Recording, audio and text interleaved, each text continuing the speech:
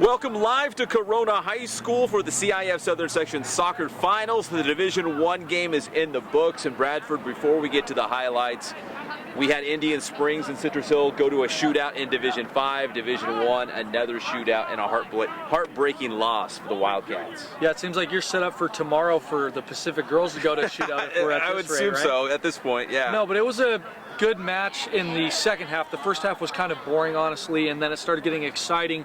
Both goalkeepers played extremely well, as you saw Mac Hutchins scoring that PK and then going to block one. So going boom, boom, straight into goal and blocking it, that's huge. And then Renee Hutchins was just massive for the Wildcats as well, making just 5-6 saves in that second half and overtime that were just crucial to REV's success. Unfortunately, at the very end, it came down to PKs and REV couldn't get it done.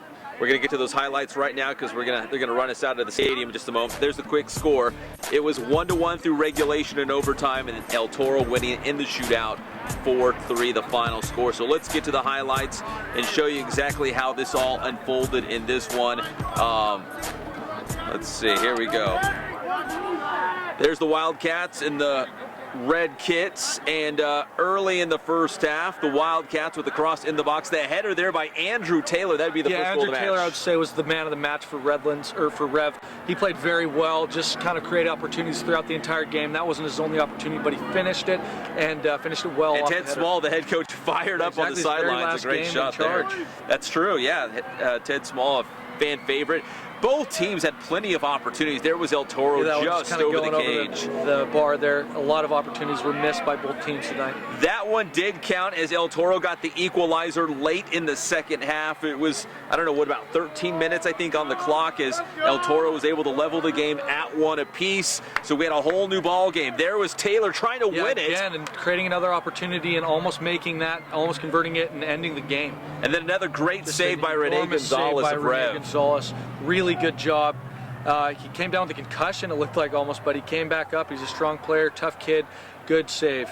Making play after play through regulation. Look at it, punching it out of the box. That one looked like he could have ended the game right there. Boom, 2 consecutive saves, point-blank shots, and he does well to not let him in the back of the net.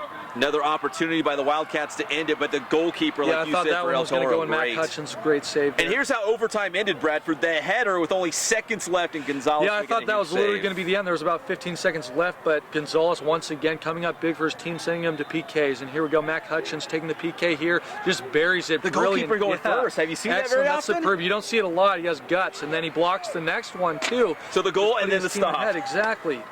Just huge saves. The two teams would then exchange some penalty kick goals, although El Toro was still up by 1. Another goal there by the Wildcats. That was Nick Perez. He's a fan favorite here on the show. Then there was... That one looked like he was going to block it there, Hutchins. He got a hand on it. Gonzalez. Justin Litchfield coming up with another goal for Redlands East Valley. And then it would be Renee Gonzalez coming up with a big stop right there. Really big save. Very important. We're all even in the shootout at that point. All even. Another goal by the Wildcats. That one just rattling home, kind of banged around. Post and going in.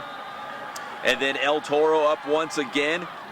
Now they were up by 1, so REV needing a goal here to continue the shootout. This is the 5th round, and the stop there by Hutchinson, right? Yeah, I don't really know what happened with Dawson Mulder. He kind of walked to the ball. I don't really agree with that way. He took the penalty kick. I'm sure he'll be kicking himself for a very, very long time after not the best penalty kick taken.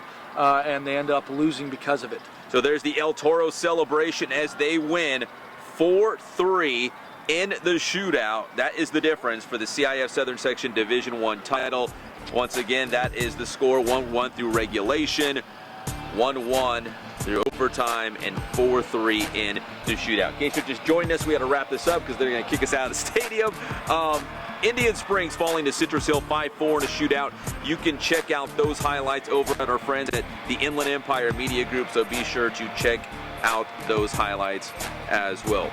Well, Bradford, it's been fun. We got to wrap this up. I think we were the last ones out of the stadium. Yeah, probably. The lights will be going off soon, I would imagine. Right, Pep? That's right. And Pacific girls are playing tomorrow morning, 9:30 a.m., and the Citrus Valley boys at 7:30 p.m. right here at Corona High School. Come out and support the IE.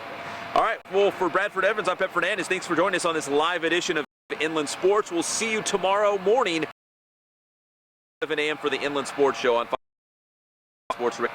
13:50 a.m.